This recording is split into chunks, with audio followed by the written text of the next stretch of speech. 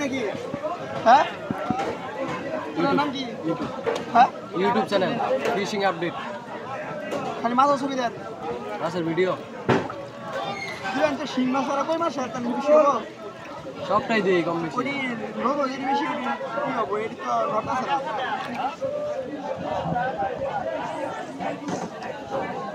সবটাই দিই কম বেশি শিং মাছ আর কই মাছ বেশি হবে এই জন্য শিং মাছ আছে এই শিং মাছ তাই যাচ্ছে এক হ্যাঁ ধরো এটা